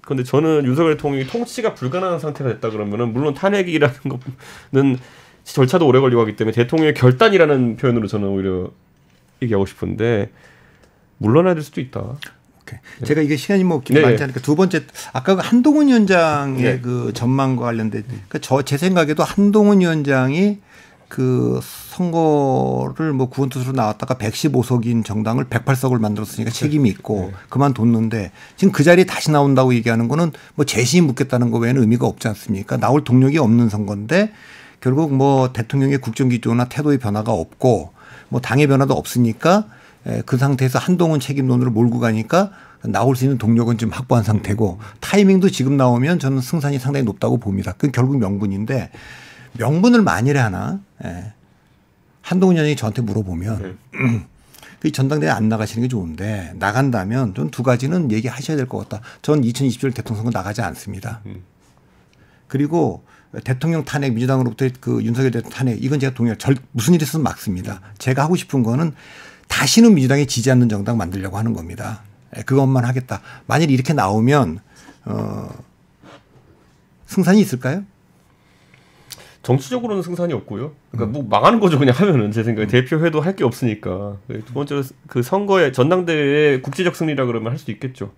저는 국지적 승리 가능성도 그런데 저는 100으로 놓지도 않고 50 정도로 보는 게 윤석열 대통령이 자기 사람 미는 그런 분이기 때문에 뭔가 할 거다. 그리고 그때 그러면은 김기현 민다고 되겠느냐라고 많은 사람이 생각했는데 되잖아요. 왜냐? 이분은 신기한 방법을 밀기 때문에 보통은 그냥 은연중에 미는데 대통령이 하면 이분은 1등부터 4등까지 다리 부러뜨리고 이제 5등을 당선시키는 재주가 있는 분이기 때문에 예, 이분이 뭐 할지는 모릅니다. 제 생각에는. 저는 뭐 한동훈 위원장이 나오면 될 거라고 보는데 그 집단지도 체제하고 단일지도 그 당대표도 해보시고 경험해봤는데 저는 집단지도 체제를 지금 상황에서 국민의힘에게 그 제안을 했는데 그 뭐 될지 안 될지는 어느 게 더 낫다고 봅니까? 당대표 해보신 입장에서. 원외 당대표일 때는 집단지도 체제가 가는 게 맞습니다. 그 원내 당대표가 유력한 상황 속에서는 왜냐하면은 그 집단지도 체제를 지금 안 가게 되면은 최고위원으로 이상한 분들 들어올 가능성이 있습니다. 제가 직접적으로 이상하다고 표현하는 거는 그냥 지명도만 높은 유튜버 이런 분들 들어올 가능성이 높습니다. 네, 그런데 그러면은 되게 힘들어집니다. 그 캠페인 자체가 그러니까 모든 사람이 당 대표가 될 생각을 하고 그런 메시지를 내야 되는데 딱 한 그 극우표 20%만 받아가지고 최고위원 돼야지 이런 사람이 나오기 시작하면은 선거 자체가 난장판이 됩니다. 그래가지고 네, 실제로 지난 전당대회 때도 보면은 유튜브 하신 분들 튀어나와가지고 이상한 얘기 하고 이랬거든요. 네, 그러니까 저는 그러면 아마 국민들이 전당대회 보면서 흥행하기보다는 야 진짜 답이 없는 집단이구나 이러고 끝날 가능성이 있습니다. 예, 뭐 이준수 의원 얘기 좀 잠깐 하죠. 예. 그러니까 저는 개인적으로 제가 정치에 대해서 갖고 있는 정체성이 정치 컨설턴트, 네. 정치 분석가, 정치 칼럼니스트고 제가 제일 좋아하는 건 그 정치 칼럼니스트고 네. 나머지는 뭐 시원치가 않습니다. 그런데 제가 보기에는 이준석 대표가 정치인의 정체성, 그리고 정치 분석가의 정체성, 정치 컨설턴트의 정체성을 다 갖고 있는데. 네. 정치 컨설턴트로서 캠페인 전략을 짜는 데도 아주 탁월하고 정치 분석가나 평론가로서도 아주 탁월한데 본인이 정말 좋아하는 거하고 잘하는 건 뭐라고 생각하세요? 사실 선거 스킬 같은 거 정말 하기 싫죠. 정치 전략 또는 컨설팅이 제가 제일 하기 싫은 거죠. 그래서 제가 당대표 하면서 사실 지휘를 이제 하려고 했던 것인데 근데 국민의힘 시절을 얘기해 보면은 근데 냉정하게 다른 사람이 그 역할을 대신하지 못해가지고 그 역할을 하게 될 때가 제일 짜증납니다. 예, 그러니까 그 최고위 회의장에 제가 그때 아까 얘기했듯이 앉아 있는데 제가 얼마나 화려한 최고위원들과 함께 최고위했는지 한번 상기해드릴까요? 김재원, 배현진, 정미경, 그다음에 조수진. 그러니까 이게 보면은 수도권에서 정치를 해가지고 정말 어려운 선거 치르고 이렇게 했던 사람들과 선거 전략을 논의하면 척하면 척이거든요. 근데 그게 아닌 사람들과 하면은 제가 앞장서서 그 역할을 해야 되니까 되게 피곤했던 거거든요. 근데 저도 하고 싶은 건 그런 거예요. 제가 뭐 한동훈 위원장처럼 할 것 같이 해가지고 맨날 전통시장에 가서 당원들 다 불러모으라 그러고 뻘건 옷 입은 사람 나타나가지고 생닭 흔들고 이런 거 하면 저도 잘할 자신 있어요. 그건 누구나 해요. 그거는 시키면 하루에 10개도 일정 잡아와요. 근데 그거는 제가 하고 싶은데 못한 거죠. 그거는 예전에 윤석열 대통령이 영남에 계속 돌면서 대선 후보가 돌면서 그랬다는 거 아니에요. 야 이준석이는 왜 내가 싫냐? 왜 쟤는 맨날 막 내가 가는데 안 따라오고 뭐 호남 이야기를 가가지고 한다고 하냐?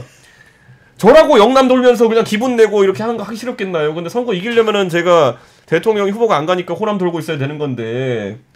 제가 요게 시간이 다 된 것 같아서 하나만 질문, 좀 비슷한 질문인데 저는 뭐 대통령이나 정치인들이 네 가지 자질을 가진다고 보는 사람이에요. 첫째는 세상의 변화를 읽어낼 수 있는 사상가적 자질, 통찰력이죠. 두 번째는 정치가적 자질인데 그건 용기와 결단이죠. 네. 세 번째는 그 경영가적 자질인데 추진력입니다. 네. 그다음에 마지막으로는 운동가적 자질인데 설득력이에요.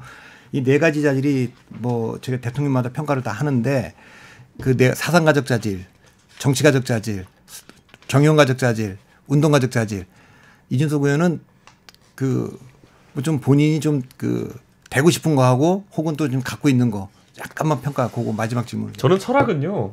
감명해야 된다고 생각합니다. 예전에 이제 중국의 진나라에서 한나라 넘어갈 때 보면은 법이 너무 많고 복잡하면은 스스로 옥죄기 때문에 약법 3장이라는 걸 발표하잖아요. 뭐 죽이면은 죽이고 뭐 이렇게 뭐 훔치면 뭐 하고 이렇게 하잖아요. 철학도 대한민국에서 너무 오밀조밀하게 지금 짜서 철학과 같이 하고 다니려고 그러면은 현실에 적응을 못 합니다. 그래서 몇 가지 아주 간단한 원칙. 저 같은 경우에는 머릿속에 뭐 예를 들어 언론의 자유에 대해서는 무한해야 된다. 뭐 이런 거. 검열은 절대 안 된다. 이런 거 몇 개만 들고 하는 거고 저는 좀 지휘하는 역할 또는 판단 내리는 역할을 많이 하고 싶어요. 네, 그 경영자의 역할 비슷한 거 있죠. 좋은 정보를 바탕으로 해서 아까 제가 항상 얘기하는 거 주식을 60% 확률로 오르는 거에 투자하면은 나는 워렌 버핏이 될 수 있다. 내가 지도자로서 많은 사람에서 60%의 확률로 아주 좋은 선택들을 하면은 나는 당이든 국가든 잘 이끌 수 있다. 저는 판단 능력을 잘 갖고 싶어요. 저는. 근데 그 정치는 결국 어떻게 뭘 할 거냐도 중요하지만 왜도 중요하기 때문에 설득력이 대단히 중요한 자질인데. 예. 근데 뭐 제가 봤을 때는 제가 판단할 때마다 나름 설명을 붙이려고 기승전결을 맞추려 하거든요. 근데 그게 좋은 평가를 받기만을 바랄 뿐입니다. 알겠습니다. 네, 박성민의 10미니션이란 12미니 정도까지 네, 잘 진행해봤습니다. 어떠셨어요? 이런 방식? 괜찮아요? 뭐 아무튼 남이 할 땐 좋은 것 같고요. 내가 할 땐 별로 안 좋은데. 아, 그래요?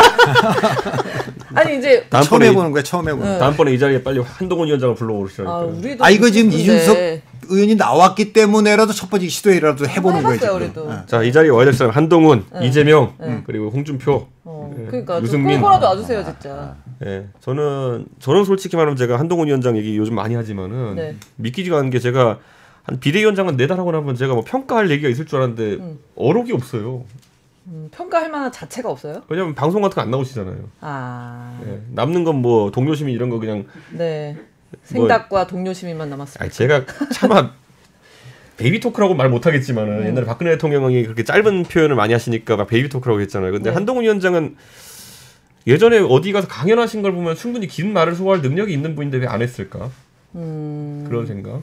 그래가지고 저는 이게 누가 전략적으로 이렇게 해야 된다고 한 건지 말을 많이 하면 실수한다 뭐 이런 거 하는 건지 모르겠지만은 아까 그 강은 제주 강연을 말씀하시는 네, 뭐 잘하셨더라고요. 근데 몇 번 하셨는데 저는 괜찮다고 생각했는데 그런 뭐 좀 길게 좀 그분의 생각을 이해할 수 있는 기회가 많아졌으면 좋겠는데 직구 이런 거 너무 짜치잖아요. 짜치. 방송 위에서 또 짜치다는 표현을 저같이 평상시에 이것저것 다 주워서 얘기하는 사람이면 모르겠는데 세상 명건 얘기 안 하고 직구만 덜렁 얘기하고 가고 이런 거는 그동안에 조용히 하다가 왜 했냐 그러니까 저는 직구 평소에 많이 합니다. 이게 뭐 무슨 소리냐고요. 여기 보면은. 네. 자, 저희 시간이 오래돼가지고 그 현안 관련해서 제가 짧게 그러면 질문도 짧게 답변도 짧게 국회 원구성은 이거 정말 민주당이 다 가져갈까요? 상임위원장? 국민의힘은 자체적으로 전략을 생각할 능력이 없기 때문에 그렇게 한번 김종인 위원장 시절에 그렇게 해본 적이 있어요. 다 가져가라. 그래서 성공을 했거든요. 사실 국회 일방 독주라는 걸 사실상 이미지를 투영시켰기 때문에. 근데 그거를 그럼 이제 국민의힘은 그런 성공했던 전례만 생각하면서 이제 갈 텐데 이번에는 다 먹히면 끝납니다. 그래요? 끝나요? 왜냐면 패스트트랙의 모든 절차가 줄여지기 때문에. 그렇기 때문에 다 먹히면 끝나거든요. 국민의힘은. 지금 이게 판단 능력이 없을 겁니다. 그 국민의힘에 불리하다. 어쨌든 이게 이제 왜냐면 민주당의 일방 독재를 보여주는 기회가 되는 게 아니라. 그렇죠. 그래서 저는 이것도 역시나 제가 밥이라도 얻어먹고 컨설팅을 국민의힘에 했어요. 여기까지. 제가 지금 황우여 대표님 만나면은 저랑 황우여 대표 원래 잘 알거든요. 아까 관계가 괜찮잖아요. 제가 비대위 할 때 원내대표 하셨거든요. 후보들 잘 챙겨주셔가지고 황우여 대표님 만났지만 귀당의 법인 카드가 얼마인지 제가 잘 알고 있습니다. 귀당의 대표님이 들고 다니시는 카드가 얼마짜리인지 알고 있습니다. 전 정확히 알고 있죠. 그 무슨 의미로 말씀하시는 거예요? 비싼 거 얻어먹고 제가 얘기해야 되나.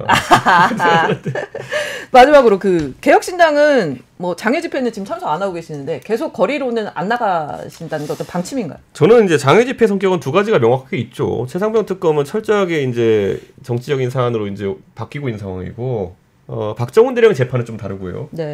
그런데 장외 집회로 가는 순간 저는 여러 가지 주장이 혼입될 가능성이 있다 봅니다. 제가 이제 약간 이제 범야권이다 보니까 뭐 진보 진영에 있는 분들과 많이 교류하고 원래도 뭐 저는 많이 교류한 편이었는데 그 집회 가면 솔직히 저는 아직까지도 분위기에 적응 못해요. 가면 이렇게 만장 들고 이렇게 노래 부르고 막 이런 거 하고 막 그 공연 있고 막 이런 거 그 정서가 있거든요. 근데 그런 약간 적응 못하는데 거기에 가면 또 적응 못하는 게 뭐냐면 150단체 연맹해가지고 이렇게 막 그 도복 같은 거에 막 수염 기르신 분 오셔가지고 막 이렇게 하고 좀 민족 계열의 이런 막 진보 활동가 이런 분도 오셔서 하시는 거. 근데 꼭 올라가면은 집회와 관계없이 윤석열 퇴진 뭐 이거 근데 저는 민주당도 이제 그거를 생각해야 되는 게요. 우리가 세대별로 70대 60대가 국민의힘을 지지하고 50대 40대가 민주당을 지지하고 20대 30대가 지금 굉장히 스윙보터적 성향을 띠는 게 뭐냐면은 이 70대 60대의 태극기 부대 정서에도 지금 어울리지 못하고 있고요. 50대 40대의 그 민주 진보 진영에서 그 특유의 노래 부르고 이렇게 막 집회하는 문화에도 20, 30대는 끼지 못하고 있어요. 둘 다 올드하다 생각하거든요. 그러면은 약간 그런 문화를 바꾸는데도 좀 약간 생각을 얹어야 되지 않을까. 저는 생각합니다. 좀 저도 이제 나이가 이제 40에 접어드는데 저도 적응이 안 돼요. 민주당의 그 계열의 집회가 보면은 그 오시는 분들이 그분들 다 60대셔가지고 누군지도 모르겠는데 이제 대접받길 바라시고 이런 분들도 있고 그러니까 저는 좀 바뀌어야 된다 봅니다. 이번에 윤석열 정부 사실 그런 면에서 촛불 집회가 좀 약간 다른 성격으로 이제 가는 거였는데 이번에 이 장애 집회 하시는 분들 약간 저는 아직까지는 신뢰가 안 갑니다. 나 질문 하나 했다. 네. 어디서 기사를 보고 또 궁금해서 물어봐야지 싶었던 게 그 김건희 여사에 대해 가지고 이 의원이 그 주가 조작은 특검, 고속도로는 국정조사, 명품백은 사과와 재발 방지 뭐 그렇게 말씀하신 맞아요? 나는 약간 지금 이야기 그 야당이라든지 이쪽에서 하는 거는 명품백이 특검 주가 조작부터 시작한 거지. 근데 중도층이라든지 보수층에서 이야기하는 박 대표님도 그런 이야기 많이 하셨는데 주가 조작 이 부분은 사인인 시절인 거 아니냐. 근데 이제 명품백 이런 부분은 오히려 공인인 시절이니까 이 부분이 더 커야 되는 거 아니냐. 이런 논리도 저도 공감하는 편인데 이제 이 대표는 이게 거꾸로 해가지고 한번 이야기를 듣고 싶어서. 저는 이렇게 생각합니다. 저는 예를 들어 제가 판관은 아니지만은 명품백 사건에 대해 저는 이거는 수사할 것도 없는 사안입니다. 받았어요. 네, 그렇기 때문에 이건 뭐 수사할 것도 없고 시인할 필요도 없어요. 받았어요. 증거가 명확하기 때문에 이거는 죄가 됩니다. 제가 봤을 때는 명시적으로. 그랬을 때 저는 여기서 정치 입단이 저희가 범야권으로서 김건희 여사가 제 생각 그거로 인해 가지고 뭐 처벌을 받아도 제 생각에는 김건희 여사가 뭐 전과가 있으신 것도 아닐 테고 하니까 많아봐야 벌금형 정도 이렇게 나올 텐데 그거 굳이 받아내려고 애쓰는 것보다 저는 대통령이 권한을 내려놓는데 지렛대로 이걸 쓰는 게 중요하다. 정치적 타협이 오히려 필요한 사안이다. 이런 일이 재발 방지하려면 어떻게 해야 되느냐를 저는 오히려 야권이 좀 얘기 많이 했으면 좋겠어요. 특별감찰관 제도를 둔다든지 아니면은 앞으로 그런 어떤 선물이 들어오는 것에 대해 가지고는 지금 뭐 금고의 보관 같은 이상 소리 하던데 어떻게 처리할지 명확한 규정을 갖고 오고 그리고 저는 여기서 타협으로 국정에 대한 전반적인 감사권을 의회에 넘겨라. 감사원장을 야당 추천으로 임명해라. 이 정도의 타협안을 가지고 가서 한 다음에 그러면 오히려 야권 입장에서는 뭐 이 사안에 대해서 김건희 여사가 뭐 형사적 책임을 최대한 안 지는 방향으로 뭐 이렇게 가도 좋겠다 이렇게 얘기할 수도 있는 거거든요. 근데 저는 지금 김건희 여사 뭐 수사해가 제 생각에는 단기간에 재판 결과 나오진 않을 거니와 저는 뭐 죄가 있으면 처벌받는데 기본 논리겠지만은 저는 그거로 그렇게 김건희 여사의 재발 방지가 될 것 같지는 않거든요. 저는 그래서 거기는 정치적 타협이 우선했으면 좋겠다는 생각입니다. 왜냐하면 오히려 현직이니까 현직 영부인이니까 저는 그 방향에 방점을 찍는 게 좋다 생각하고 그 다음에 그 양평고속도로는 이게 그러니까 사람들이 국정조사가 세냐 특검이 세냐 이렇게 물어보는 분들인데 이거는 약간 다른 비교인 게 국정조사는 우리가 국정농단태 해봤지만은 와서 사람 불러가지고 그걸 생중계하고 이렇게 하기 때문에 모든 어떤 증거나 의혹사안에 대한 어떤 팩트들이 현출이 됩니다. 그렇기 때문에 저는 그게 오히려 국민들의 알 권리를 충족하는 데서 나은 방법이다. 특검은요 하는 순간부터 할 때는 이제 주목받고 가끔 나와서 취사 선택해서 브리핑을 합니다. 특별검사가. 그런데 대부분의 사안은 불러다가 이제 안에서 하는 거잖아요. 그러니까 양평고속도로 같은 경우는 저는 알 권리가 더 중요하다 보는 거고 저는 그래서 세 가지에 대해서 약간 입장이 좀 다르다 생각합니다. 특검이나 국정조사가 어떤 게 더 세다? 절대 그런 거 없습니다. 우리가 박근혜 정부의 탄핵이 단초가 됐던 많은 것들은 국정조사에서 나왔습니다. 예. 그렇죠. 끝으로 저희 마중이들 질문 딱 두 개만 드리고 방송을 마치는 걸로. 가벼운 거랑 진지한 거 두 가지 버전이 있습니다. 뭐부터 할까요? 뭐 가벼운부터 하시죠. 가벼운 거부터. 자, 요새 회기물이 유행이잖아요. 뭐 손잡고 뛰어도 그렇고 튀어인가? 그래서 자, 이 트렌드를 살려서 해주신 질문 중도송님이 보내주셨습니다. 이준석 의원이 타임머신을 타고 돌아갈 수 있다면 1번 윤석열 전 검찰총장이 국민의힘 입당 이전, 2번 개혁신당과 새로운 미래 합당 이전. 질문. 이게 모든 걸 알고 과거로 돌아간다면 윤석열 총장 입당 이전을 두고 싶은 게. 좀 더 세게 교육시켰어야 된다. 패싱 입당? 그럼 바로 제명해버리고, 그때부터 좀 세게 다뤘어야 되는 거 아닌가. 그냥 좋은 게 좋은 거지 하고, 뭐, 그래, 뭐, 나이 60 넘은 사람인데, 알아서 좀 잘하겠지, 이렇게 했던 게 안 된다. 그때로. 초반부터 하드 트레이닝을 하고, 패싱 입당, 제명, 뭐, 이런 거. 뭐. 하드 트레이닝이 좀 아쉬운 상황. 자, 그 다음에 진지한 버전. 이분은 정유미 중 최고는이라는 닉네임을 올려주셨습니다. 자, 두 배우분들께 심심한 사과를 드리면서, 예전에 그 지방선거 때 후보자 자격평가 이런 거 했었잖아요. 22대 국회 같은 데도 약간 초선 의원들이 굉장히 많은데 이 국회가 좀 어떤 국회의원 인턴 기관이 안 되려면 어떤 방안이 좀 필요하다고 보세요? 뭐 이런 평가 같은 거? 대안이 될 수 있을지. 글쎄요. 저는 국회는 어차피 뭐 4년 동안 임기이기 때문에 네. 초기 한 몇 달 사이에 각자의 역할에서 잘 훈련받으면 괜찮다는 생각을 합니다. 네, 어차피 그런 기간이 있다고 보는 것이고. 네. 근데 한 가지 걱정은 양당의 그 텃밭이 돼버린 공간들, 그곳에서 나오는 의원님들의 자질이라는 것이 예전만큼 경쟁이 치열하지 않기 때문에 네.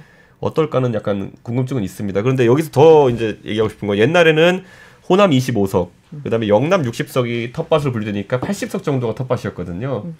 지금은 보수의 몰락으로 200석 정도가 민주당의 텃밭이 돼버린 상황입니다. 예, 한 최소 150석 정도가 민주당 텃밭이 되고 국민의힘 텃밭이 60석, 네. 나머지 한 이제 한 50석 정도가 이제 경합지가 된 건데 이 비율이 이제 갈수록 줄어드는 겁니다. 경합지의 비율이. 예, 그래서 선거 제도가 좀 바뀔 필요는 있겠다 이런 생각합니다. 경쟁이 좀 더 치열해져야 된다. 알겠습니다. 자, 저희 뭐 마중이들 질문까지 소개를 해드렸고요. 뭐 끝으로 두 분 뭐 마지막으로 이준석 의원에게 22대 국회에서 바라는 말 한마디씩 하고 마무리할까요? 파파부터? 아니면은 아니, 뭐. 형부터 어떻게? 아니 근데 저도 오늘 이야기하면서 저도 생각이 약간 정리가 됐는데 네. 이 의원도 앞서서 제가 말씀드린 거 내가 보여주고 싶은 거 하고 사람들이 이제 보고 좋아하는 것에 대해 균형을 좀 잘 맞췄으면 좋겠다. 가끔 저는 이제 이준석이라는 사람 볼 때 그런 생각이 들거든요. 뭐 보통 이준석에 대해서 좀 부정적으로 말하는 사람, 저 뭐지 똑똑한 줄 알고 머리만 좀 다약하고 하는데 저는 오히려 이준석이 가끔 문제를 일으킬 때는 마음이 머리를 이길 때 문제를 일으킨다고 생각하는 편이에요. 머리가 마음을 이겨서가 아니라 그렇기 때문에 그 균형을 좀 더 맞춰주시기 바랍니다. 알겠습니다. 자, 파파 한마디. 저는 뭐 특별한 왜요? 아니 뭐 이게 잠깐 뭐 팝하다 제가 무슨 얘기하려고 그러는데 아니 내가 여러 번 얘기했어요. 이게 네. 제가 그 캠페인하는 능력으로도 저보다 뛰어나고 그 이 정치 분석으로도 저보다 뛰어나고 정치 경험으로도 이 깊이나 이런 게 다 뛰어나기 때문에 뭐 제가 그 특별히 더 나보다 뛰어나기 때문에 파파라고 부르는 게 그렇죠. 약간 부담스러우신 그렇죠. 거예요? 이번에 제 목표는 민 컨설팅을 뛰어넘는 그 선거 전략 그 연구소를 개혁신당 내에 만들어서 우리 지방선거에 출마하고 싶은 후보들을 돕는 겁니다. 아니 경기 화성을 박 대표님이 찍었다는 소문이 있던데. 아니 그 여러 가지 설이 있고요. 네. 예, 이번에 화성을로 가게 된 결정적인 계기는 우리 그 구형모 실장이 예, 저에게 와가지고 본인이 아무리 생각해도 표면적으로 나오는 수치와 다르게 화성을은 바로 우리 개혁신당을 위한 지역구다라고 얘기해서 이제 가게 된 거라고 보면 됩니다. 시장 출마했던 분이 예, 맞아요. 예. 알겠습니다. 자, 저희 끝으로 커피 쿠폰 받으실 분 소개하고 방송 마칠게요. 저희 중도수님, 그다음에 카야님, 그다음에 정렬미중 최고는님 이분은 커피 쿠폰 제가 두 장 보내드릴게요. 네, 제가 이게 할 수 있는 게 그 정도가 최선입니다. 자, 제작진 이메일로 이름하고 전화번호 남겨주시면 이달 말에 커피 쿠폰 보내드리겠습니다. 자, 이준석 의원님 오늘도 너무 재밌었고요. 네. 저희 90회 때 뵙는 걸로. 지금 몇 회죠? 지금 70회? 70회. 아이고 갈 길 멀다. 뭐 아니 우리가 또 급하면 또 중간에 전화 또 드릴 수도 있어요. 그럼 80회 때는 이 자리에 한동훈 위원장이 오시기 때문에 기원하면서 나와 이렇게 보면 이렇게 말해. 기원하면서 영상 편지라도 보내야 되나? 네, 알겠습니다. 자, 오늘도 세 분 고생하셨습니다. 네, 감사합니다. 네, 저희는 다음 주 화요일에도 오전 10시에 생방송으로 찾아오겠습니다. 오늘도 고맙습니다.